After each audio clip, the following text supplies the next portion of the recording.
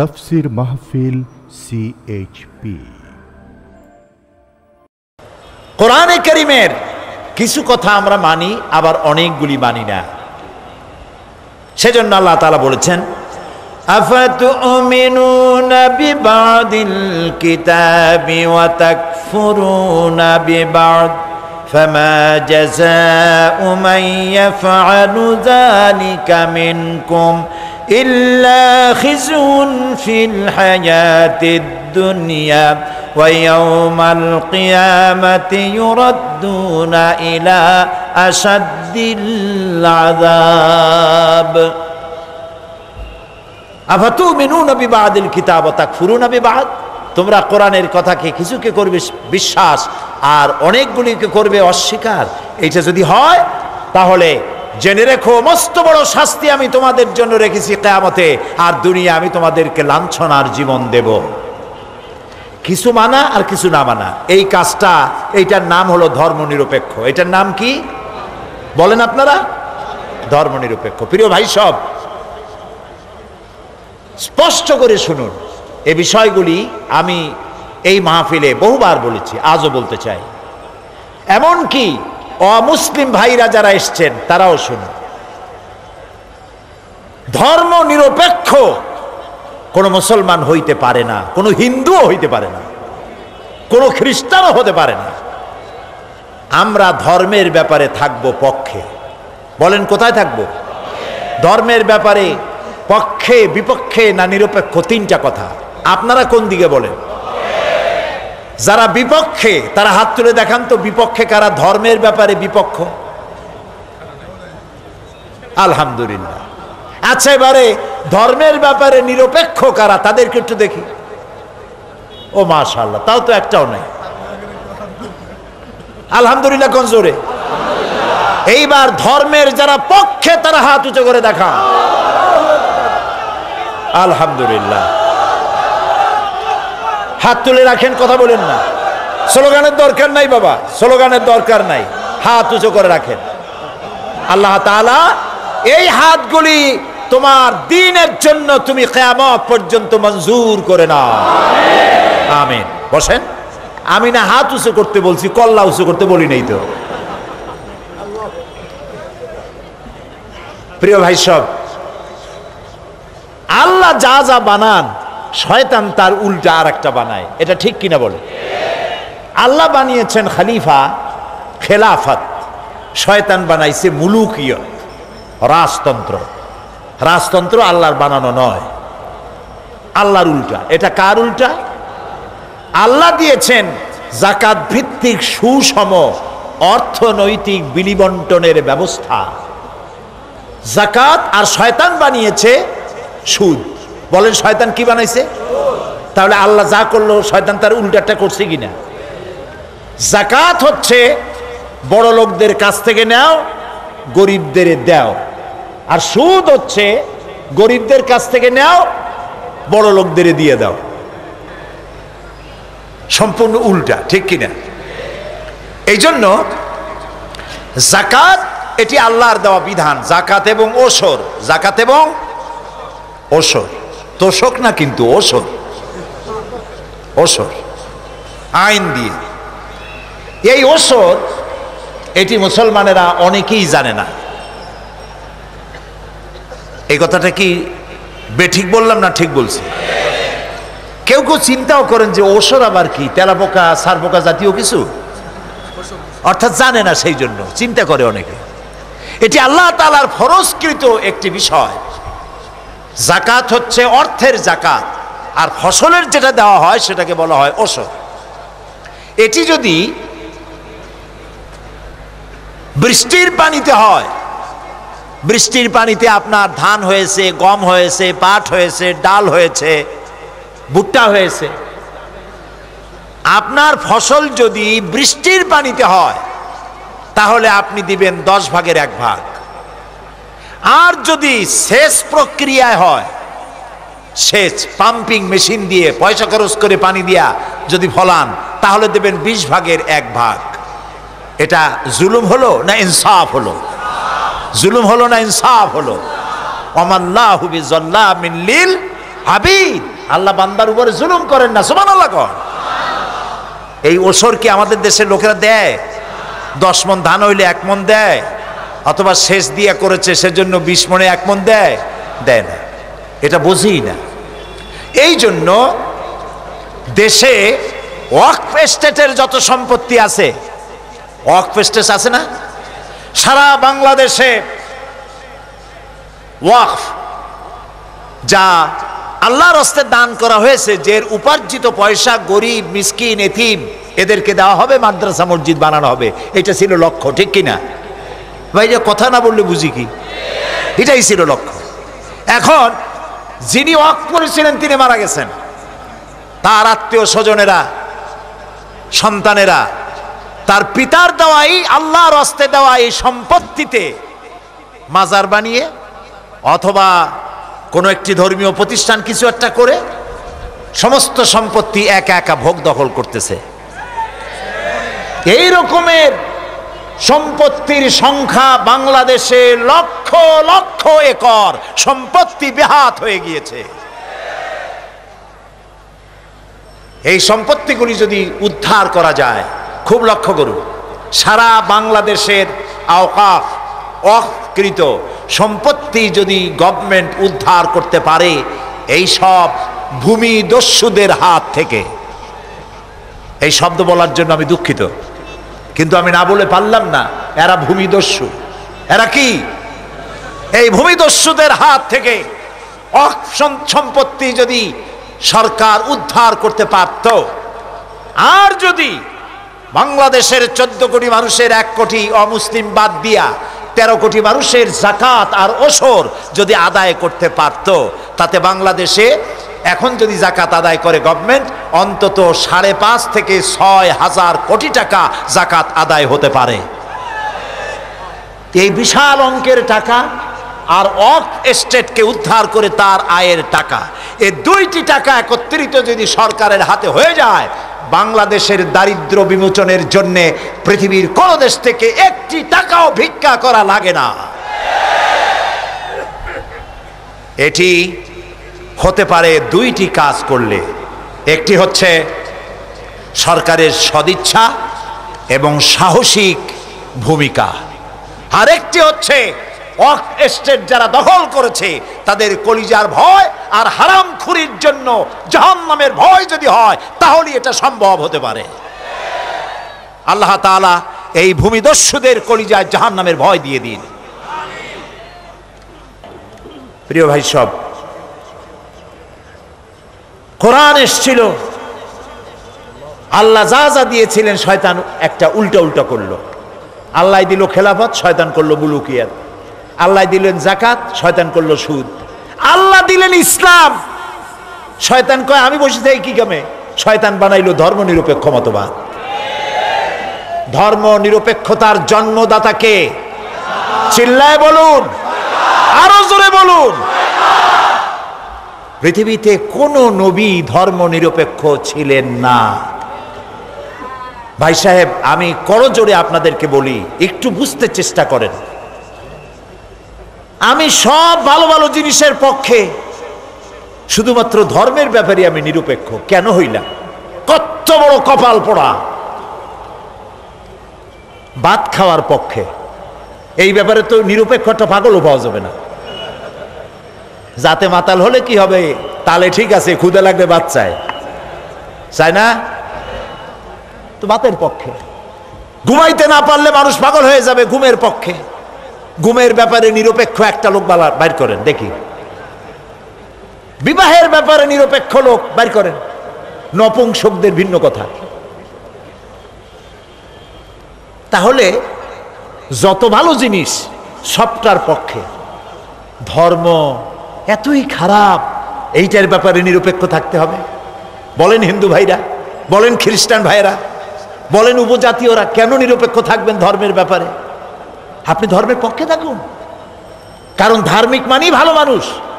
সে হিন্দু হোক, সে খ্রিস্টান হোক, সে বৌদ্ধ হোক, সে মুসলমান হোক, যে ব্যক্তি ধার্মিক সে ব্যক্তি ভালো।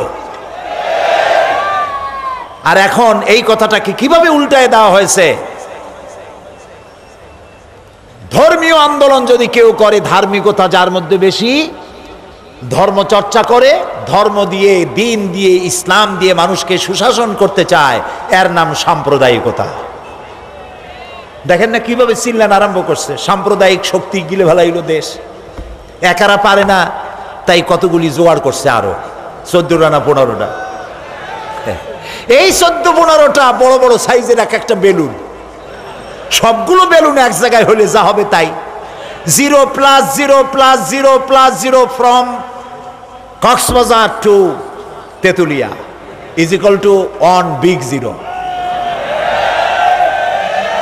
যাদের নিয়ে, যে শক্তি নিয়ে আপনারা ভয় দেখান, এই সব শক্তির মহাবীর দুর্বল সিংরা, বামের বড় বড় নেতারা নিজের জন্মভূমিতে নির্বাচনে দাঁড়াক, 100% জামানত বাজেয়াপ্ত হবে, একটাও পার্লামেন্টের মুখ দেখতে পারবে না।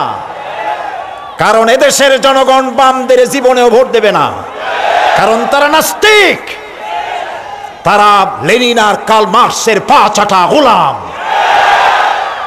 এদেশের মানুষ তাদেরকে পছন্দ করে না। কাজী নেতারা 4-5 জন হাত উঁচু করে দেখায়, দাঁতগুলো সব বাইর করিয়া মহাভারত উদ্ধার করে ফেলেছে। এত সহজ না। নিশ্চিন্ত থাকুন, ইনশাআল্লাহ আগামী নির্বাচনে জোট আবার ক্ষমতায় আসবে ইনশাআল্লাহ।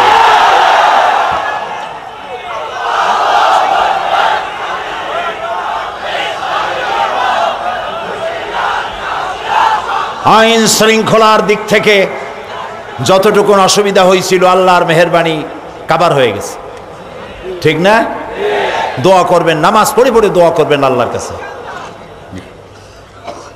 প্রিয় ভাই সব, এই জন্য হিন্দু হন, মুসলমান হন, খ্রিস্টান হন, যার যার ধর্মের সাথে থাকেন। হিন্দুরা আপনাদের ধর্মের সাথে থাকে। এই জন্য আমি বহুবার প্রস্তাব করেছি পার্লামেন্টে ধর্মীয় শিক্ষা বাধ্যতামূলক করা হোক। তার অর্থ এই নয় যে হিন্দুরা ইসলাম শিখবে, কথা কি বুঝতে পারেন? তার অর্থ এই নয় খ্রিস্টানরা ইসলাম শিখবে। হিন্দুরা প্রাইমারি স্কুল থেকে মাস্টার ডিগ্রি পর্যন্ত তার ধর্মের সব বই পড়তে বাধ্য, তাহলে সে ধার্মিক হবে। খ্রিস্টান তার বই পড়বে, আর মুসলমান ক্লাস 1 থেকে মাস্টার ডিগ্রি পর্যন্ত 30 পারা কোরআন শরীফ বুঝতে বাধ্য। তাহলে ইউনিভার্সিটি থেকে গুন্ডা, বদমাশ, মাস্তান, চোর বেরোবে না, ইমানদার খালিদ বিন ওয়ালিদ বেরোবে, শাহ আমানত বেরোবে, খান জাহান আলী বের হবে, শাহজালাল বের হবে। প্রিয় ভাই সব, এই জন্য কোরআনে কারীম পৃথিবীতে এসেছে মানুষের কাছে দিন প্রচারের জন্য, ইসলাম বুঝাবার জন্য। আমরা সেটা বুঝতে চেষ্টা করি না। এ কোরআন নাযিল করেছেন আল্লাহ তাআলা শুধু তেলাওয়াতের জন্য পারবেন, উম্মতের জন্য কাঁদবেন। তার আফালা ইয়াতাদাব্বারুনাল কুরআনা ওয়ালাউ কানা মিন ইনদি গায়রিল্লাহি লাওয়াজাদু ফীহি ইখতিলাফান কাসীরা। আল্লাহ তাআলা বলেন, এরা কি কোরআনকে নিয়ে চিন্তা ভাবনা করে না, বিচার বিবেচনা করে না? এটা যদি আল্লাহ ছাড়া অন্য কারো রচিত হতো তাহলে এর মধ্যে বহু মতভেদ পাওয়া যেত। আছে এর মধ্যে কোনো মতভেদ?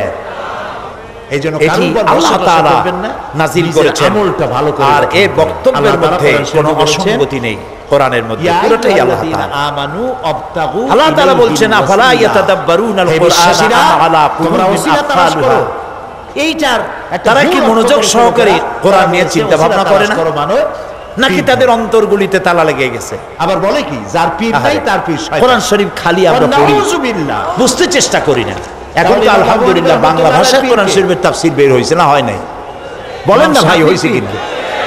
আমাদের মাতৃভাষা বাংলা, আলহামদুলিল্লাহ। এই সমস্ত বেয়াদবি কথা, এই বাংলা ভাষায় কোরআন শরীফের তাফসীর বেরিয়ে গেছে। কোরআন শরীফের তাফসীর কিনুন এবং পড়ুন।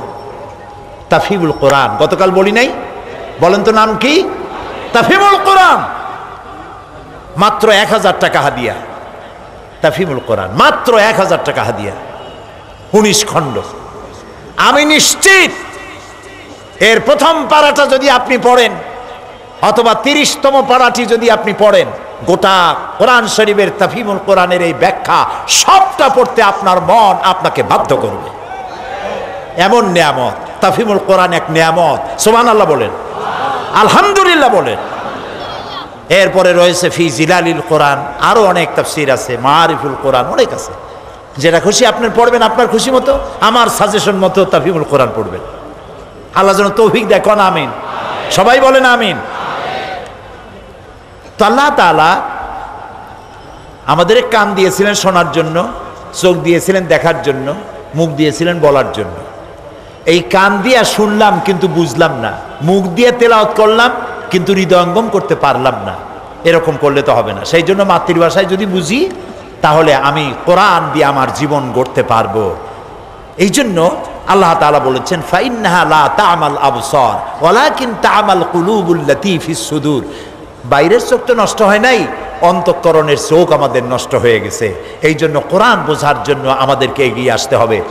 আজকে কি আমরা এই শপথ করতে পারি যে আমরা কোরআন শরীফের সূরা ফাতিহা থেকে শুরু করে সূরা নাস পর্যন্ত প্রত্যেকটি আয়াত আমি বুঝে পড়ব, তাতে আমার জীবনে যত বছর লাগে কোরআন শরীফ বুঝে পড়ব, এই নিয়ত কি করতে পারবো? পারবো? কারা কারা পারবো হাত উঁচু করে দেখান তো একটু। আলহামদুলিল্লাহ, আমরা সবাই বলি আলহামদুলিল্লাহ। আল্লাহ যেন আমাদেরকে কোরআন শরীফ পড়া এবং বোঝার তৌফিক যেন তিনি আমাদেরকে দান করে দেন, আমরা বলি আমিন। প্রিয় ভাই সব, কোরআন আল্লাহ রাব্বুল আলামিন দুর্বোধ্য ভাষায় নাজিল করেন নাই, বোধগম্য যেন হয় সেজন্য আল্লাহ তাআলা বলছেন ইন্না আনজালনাহু কুরআনান আরাবিয়্যান লাআল্লাকুম তাকিলুন। নিঃসন্দেহে আমি এই কোরআনকে নাজিল করেছি আরবি ভাষায় যেন তোমরা তা অনুধাবন করতে পারো। কোরআন মৃত্যু ভাষা নাজিল করা হয় নাই। বহুত ভাষা মৃত্যু হয়ে গেছে, ভাষা নাই। কোরআন এক জীবিত ভাষা। পৃথিবীর 48টি মুসলিম দেশের রাষ্ট্রীয় ভাষা আরবি। এটি সব থেকে সহজ, মোটেও কঠিন নয়। আপনি বুঝতে চেষ্টা করুন, তাহলেই বুঝতে পারবেন। আমি যখন লন্ডনে আমেরিকায় বক্তৃতা করি, আমি তাদের জিজ্ঞেস করি যে আচ্ছা আপনারা যদি কিয়ামতের দিন যারা আপনারা কোরআন বোঝেন, অনেকে কয় যে না বুঝি না। কেন বোঝেন না? কিয়ামতে যদি জিজ্ঞেস করা হয় কোরআন বোঝো নাই কেন, তাহলে আপনারা তখন জবাব দিবেন যে আরবি তো আমাদের মাদার ল্যাঙ্গুয়েজ ছিল না, সেই জন্য আরবি বুঝি নেই। এইটা যদি জবাব দেন, তাহলে ফেরেশতারা যদি পাল্টা প্রশ্ন করে আরবি তোমার মাদার ল্যাঙ্গুয়েজ ছিল না, বোঝো নাই, কিন্তু ইংরেজি তোমার কোন ফাদার ল্যাঙ্গুয়েজ, এটা তো খুব ভালো বোঝো। তো ইংরেজি শিখেছ তুমি গরজে, কিসের জন্য শিখছে? গরজে পড়ে। আর কোরআন শরীফ শিখবা তুমি ফরজে, এটা তো ফরজ। কাজী কোরআন শরীফ শিক্ষা করা, আরবি ভাষা শিক্ষা করা এই জন্য ফরজ, আপনাকে বুঝতে হবে। আর কোরআন আল্লাহ বোঝার জন্যই নাজিল করেছেন, বোঝা আল্লাহ তাআলা সহজ করে দিয়েছেন। আল্লাহ রাব্বুল আলামিন বলেন فَإِنَّمَا يَسَّرْنَاهُ بِلِسَانِكَ لَعَلَّهُمْ يَتَذَكَّرُونَ। হে নবী, অবশ্যই এ কোরআনকে আমি তোমার বাক প্রক্রিয়ায় সহজ করে দিয়েছি। আমি আপনার জন্য উচ্চারণে, বলায়, পড়ায় আমি সহজ করে দিয়েছি, যাতে করে লোকরা যেন সহজভাবেই এর দ্বারা উপদেশ গ্রহণ করতে পারে। সুতরাং সেই কোরআন আমাদের কাছ পর্যন্ত এসেছে নবী করিম সাল্লাল্লাহু আলাইহি সাল্লামের কাছে থেকে, এবং এই কোরআন অবিকলভাবে আমাদের কাছে আছে, যেমনটি রসুলের কাছে এসেছিল এ পর্যন্ত কোনো পরিবর্তন হয় নাই। হয়েছে নাকি? ভবিষ্যতে হবে? আলহামদুলিল্লাহ কোন জোরে সরে। কোরআনের যথাযোগ্য মর্যাদা আমরা যেন দিতে পারি, আমরা বলি আমিন। কবি মাহের আল কাদরির ভাষায় কোরআন যেন নিজেই আল্লাহর দরবারে আজ ফরিয়াদ করছে। কবি মাহেরুল কাদরি, আল্লাহ তাআলা তাকে জান্নাত নসিব করুন, তিনি কোরআনের ভাষায় বলছেন, কোরআনের হয়ে বলছেন তকু মে সাজায়া জাতা হুঁ आँखों से लगाया जाता हो, ताबीज बनाया जाता हो, धो धो के पिलाया जाता हो। আমি কোরআন আমারে তাকের উপরে সাজায় রাখে, আমারে চোখের উপরে লাগায়, বুকের উপরে লাগায়, আমারে তাবিজ বানাইয়া পানির মধ্যে দুইয়া দুইয়া খায়। তাই করি না আমরা? তাই করছি না? जुज़दाने हरीर और रेशम के और फूल सितारे चांदी के, फिर इत्र की बारिश होती है, खुशबू में बसाया जाता हो। রেশমের কাপড় দিয়ে আমারে জড়ানো হয়, ফুল এবং চাঁদি দিয়ে আমাকে সাজানো হয়, খুশবু দিয়ে আতর দিয়ে আমাকে সুন্দর করে রাখা হয়। কিস বজ্ম মে মেরা জিকির নেহি, किस उर्स में मेरी धूम नहीं, फिर भी मैं अकेला रहता हूँ, मुझसा कोई मजलूम नहीं। এমন কোন সভা আছে যেখানে আমার উদ্ধৃতি দিয়ে বক্তৃতা করা হয় না? এমন কোন অনুষ্ঠান আছে যেখানে আমাকে নিয়ে ধুমধাম করা হয় না? এরপরেও আমি একলা থাকি, আমার চাইতে মজলুম কেউ নাই। আহা আহা, পৃথিবীর ভিতরে কোরআনের চাইতে মাজলুম কিতাব দুনিয়ায় আর নাই। পৃথিবীতে সবাই যা পড়ে বুঝে পড়ে, একমাত্র কোরআন যা মানুষ না বুঝে পড়ে। পড়েন ইন্না লিল্লাহি ওয়া ইন্না ইলাইহি রাজিউন। কত বড় বিপদ, কত বড় মুসিবত আমাদের জন্য। কোরআন শুধু পড়ি, বুঝি না। কোরআন যদি বুঝতাম আমাদের তকদির ভালো হয়ে যেত, আমাদের তকদির ভালো হয়ে যেত, এই অবস্থা আমাদের থাকতো না। প্রিয় ভাই সব, আল্লাহ তাআলার কিতাবের প্রতি ঈমান আনার অর্থ হলো এই, কিতাব পড়বো, বুঝবো, আমল করব। মনে থাকবে? বলেন মনে থাকবে? সাহাবায়ে কেরাম কোরআন শরীফের সূরাগুলি পড়তে পড়তে, এক এক সূরা পড়তে অনেক দিন লাগতো। তার মানে হলো এই, এক একটা আয়াত পড়তেন, বুঝতেন, আমল করতেন, আর একটা আয়াত পড়তেন, বুঝতেন, আমল করতেন। এই জন্য সাহাবায়ে কেরামরা যখন বিয়ে করতেন, ব্যবসা করতেন, লেনদেন করতেন, মুআমিলাত মুআশারাত যা কিছু তারা করতেন, তারা যখন চলাফেরা করতেন মনে হতো জীবন্ত কোরআন শরীফ যেন হেঁটে যাচ্ছে।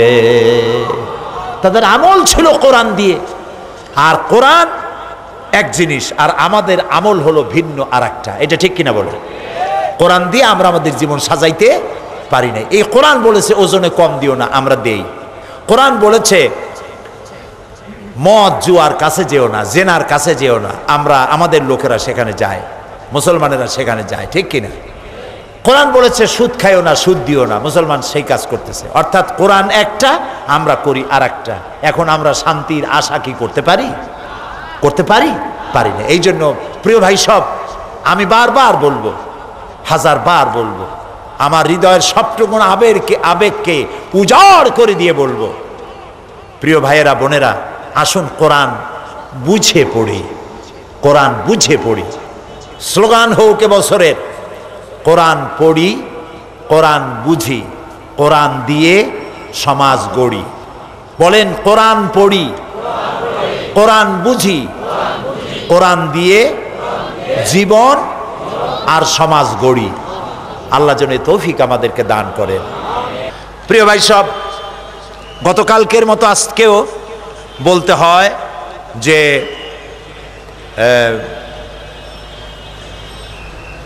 অনেকগুলি লাইব্রেরি এখানে এসছে, আপনারা নিশ্চয়ই দেখেছেন। 350 লাইব্রেরি এসেছে। এই লাইব্রেরিগুলি ইসলামী বই দিয়ে ভরা। আপনারা টাকা পয়সা নিশ্চয়ই নিয়ে আসছেন, ওই টাকা ইসলামী সমাজ কল্যাণ পরিষদকে দিবেন, আর দিবেন যাওয়ার সময় বই নিয়ে যাবেন। তাফসীর এই মাহফিলে আমি যা করেছি, 40 বছর তো করা হয়ে গেল, 42 বছর হয়ে গিয়েছে, আলহামদুলিল্লাহ বলি।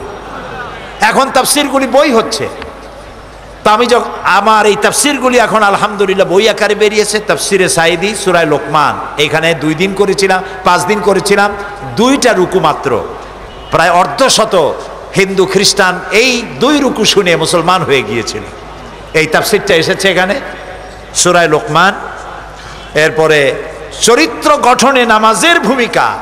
আমরা যে নামাজ পড়ি, অনেকের নামাজ হয় না বলি চরিত্র গঠন হয় না। ইন্নাস সালাতা তানহা আনিল ফাহশাই ওয়াল মুনকার। আল্লাহ তাআলা বলেছেন নামাজ নিশ্চয়ই তোমাদেরকে অশ্লীলতা এবং পাপাচার থেকে বাঁচায় দেয়। সেটা কিভাবে, নামাজ কোন ভাবে পড়লে রাসূলুল্লাহর মতো পড়া হবে, সেগুলি কথা এখানে লেখা হয়েছে। চরিত্র গঠনে নামাজের অবদান, এই বই এবং আমার লেখা এই যে বইগুলি আল্লাহর মেহেরবানি এখানে লাইব্রেরিতে পাবেন। গ্লোবাল নেটওয়ার্ক, ওখানে গিয়ে পাওয়া যাবে এই সমস্ত বই এবং অন্যান্য যা আনছে আপনারা গ্রহণ করবেন। সিএসপির ক্যাসেট মাহফিলের যা শুনছেন এতক্ষণ, কালকে আর আগামী দিন, এগুলি সব পাওয়া যাবে। আর ক্যালেন্ডার বেরিয়েছে সমাজ কল্যাণের ক্যালেন্ডার নেওয়ার অর্থ হলো আগামী বছরের ক্যালেন্ডারও পাইলেন, সারা বছর ঘরে থাকলো, আর সাথে সাথে ওই পয়সাটা তারা তাদের এই বিশাল সমাজ কল্যাণমূলক কাজে লাগাই দিল। এক কামে দুই কাম হইল, কোন আলহামদুলিল্লাহ। এগুলি আপনারা নিয়ে যাবেন। আজকে দুজন ইসলাম কবুল করার জন্য এসছেন, আলহামদুলিল্লাহ বলেন। একজন মহিলা মুসলমান হবেন, তিনি প্যান্ডেলে আছেন। তার পূর্বের নাম মুক্তা সাহা, স্বামী হলো, পিতা হলো খোকন সাহা। নলছেড়া বাজার, নোয়াখালী আছে, এখানে চকবাজার ডিসি রোড, গণি কলোনির ভিতর বাকলিয়ারে বলে দেয়, বললে বলে নাকি জি। বর্তমান নাম পছন্দ করেছে বিবি খাদিজা। তো মুক্তা সাহা, আপনি প্যান্ডেলে অবস্থানরত অবস্থায় আপনি পড়ুন, লা ইলাহা ইল্লাল্লাহু মুহাম্মাদুর রাসূলুল্লাহ। আল্লাহ ছাড়া কোনো ইলাহা নাই, মাবুদ নাই, উপাস্য নাই। মুহাম্মদ সাল্লাল্লাহু আলাইহি ওয়াসাল্লাম আল্লাহর প্রেরিত রাসূল। আশহাদু আন লা ইলাহা ইল্লাল্লাহু ওয়াহদাহু লা শারীকা লাহু ওয়া আশহাদু আন্না মুহাম্মাদান আবদুহু ওয়া রাসূলুহু। আমি সাক্ষ্য দিচ্ছি আল্লাহ ছাড়া কোনো ইলাহ নাই, মাবুদ নাই, তিনি এক, তিনি একক, তার কোনো অংশীদার নাই। আমি আরো সাক্ষ্য দিচ্ছি মুহাম্মদ সাল্লাল্লাহু আলাইহি ওয়াসাল্লাম আল্লাহর বান্দা এবং তার প্রেরিত রাসূল। বলো আসসালামু আলাইকুম। আপনাদেরকে সালাম দিচ্ছে, জবাব দেন। এদের জন্য দোয়া করুন, আল্লাহ যেন এদেরকে খাঁটি মুসলমান বানায় দেয়। আল্লাহুম্মা আমিন। রব্বানা যালামনা আনফুসানা ওয়া ইন লাম তাগফির লানা ওয়া তারহামনা লানাকুনান্না মিনাল খাসিরিন। হে আল্লাহ তাআলা, লাখো জনতা নিয়ে তোমার দরবারে হাত তুলেছি। রব্বুল আলামিন, তুমি দয়া করে মেহেরবানি করে আমাদের জিন্দেগীর সকল গুনাহ মাফ করে দাও।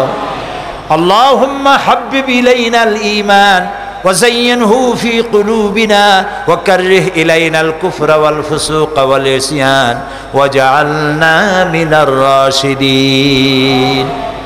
হায় আল্লাহ তাআলা, এই মাহফিলে যত মানুষ হাজির হয়েছে আল্লাহ, কোরআনের ঈমান দিয়ে আমাদের কলিজা ভরে দাও। মা বোনেরা যারা এসেছেন, রোগ ব্যাধি মাফ করে দাও, গুনাহ খাতা মাফ করে দাও। রব্বুল আলামিন, নিঃসন্তানীকে সন্তান দান করে দাও। আমাদের মধ্যে যারা ঋণগ্রস্ত, ঋণ পরিশোধের তৌফিক দান করে দাও। হায় আল্লাহ তাআলা, तमाम পৃথিবীতে মুসলমানেরা যত জায়গায় বিপদে আছে, বিপদগ্রস্ত মুসলমানদের আল্লাহ তুমি উদ্ধার করে দাও। রব্বুল আলামিন, আমাদের প্রিয় জন্মভূমি বাংলাদেশ নিয়ে বড়ই ষড়যন্ত্র হতেছে ভেতরে এবং বাইরে, তুমি সব থেকে ভালো জানো। আল্লাহ তাআলা, तमाम ষড়যন্ত্রের হাত থেকে বাংলাদেশকে তুমি হেফাজত করো। সিত্রুল আরশে মাসবুলুন আলাইনা ওয়া আইনুল্লাহি নাযিরাতুন ইলাইনা বিহাউলিল্লাহি লা ইয়াকদিরু আলাইনা। আল্লাহুম্মা ইয়া মুনজিলাল কিতাব ওয়া মুজরিয়াস সাহাব ওয়া সারিয়াল হিসাব, আল্লাহুম্মা ইহজিমহুম ওয়া জালজিলহুম ওয়ানসুরনা আলাইহিম। আল্লাহ তাআলা, মানুষের এই মাহফিলে ঢল নামে, যানবাহনে আসে, পায়ে হেঁটে আসে, সমস্ত মানুষের যাতায়াতের পথ আল্লাহ তুমি নিরাপদ করে দিও, আসান করে দিও। সমস্ত রকমের সড়ক দুর্ঘটনার হাত থেকে তোমার বান্দা বান্দীদেরকে বাঁচাইয়া দিও। সমস্ত চোর, ডাকাত, দস্যু এদের হাত থেকে এদেরকে তুমি রক্ষা করো। আল্লাহ তাআলা, তুমি এই মাহফিলের উপরে রহমতের বৃষ্টি বর্ষায় দিও। আল্লাহ তাআলা, আগামীকাল পরশু কিভাবে চলবে আল্লাহ তাআলা তুমি দয়া করে তোমার কুদরত দিয়ে তোমার নিজাম দিয়ে পরিচালিত করে দিও। আল্লাহ তোমার এক দৃষ্টিহীন বান্দা তোমার গোলাম মাওলানা শামসুদ্দিন বছরের পর বছর এই সমাজ কল্যাণের সাথে জান মাল দিয়ে জুড়ে আছে। আল্লাহ তাআলা তুমি তার প্রতি রহম করো, আল্লাহ তাআলা তার সাথীদের প্রতি রহম করো। আল্লাহ তার যে নিয়ামত তুমি ছিনিয়ে নিছো, যে নিয়ামত থেকে বঞ্চিত করেছো, জান্নাতে এই নিয়ামত তুমি তাকে ফেরত দিও মাবুদ। আল্লাহ তাআলা তুমি তার প্রতি দয়া করো, সমাজ কল্যাণকে কবুল করো, সমাজ কল্যাণের সমস্ত অঙ্গ সংগঠন সমস্ত কর্মধারা সবগুলিকে আল্লাহ তুমি তোমার কুদরত দিয়ে কামিয়াব করে দিও। আমি আপনাদের কাছে দোয়া চাই, দোয়া করুন যেন যে কথা আমি নিজে বলি আমি যেন সেই কথাগুলি আমল করতে পারি।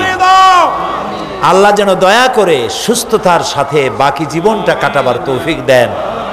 আরজালিল উমর থেকে দয়া করে আল্লাহ যেন আমাকে রক্ষা করেন। আলেম ওলামা এখানে যারাই আছেন সমস্ত আলেমদের হায়াতে তাইয়্যিবা সেহাতে কুল্লিয়া দিয়ে দাও। যারা দ্বীনের কথা বলে আল্লাহ তাদের মধ্যে তাকওয়া, আমি সহ তাদের সকলের মধ্যে তাকওয়া ইখলাস পয়দা করে দাও। রব্বানা তাকাব্বাল মিন্না ইন্নাকা আনতাস সামিউল আলিম ওয়া তুব আলাইনা ইন্নাকা আনতাত তাওয়াবুর রহিম। সুবহানা রাব্বিকা রাব্বিল ইজ্জাতি আম্মা ইয়াসিফুন ওয়া সালামুন আলাল মুরসালিন والحمد لله رب العالمين واجعل آخر كلامنا عند الموت لا إله إلا الله محمد رسول الله. السلام عليكم ورحمة الله.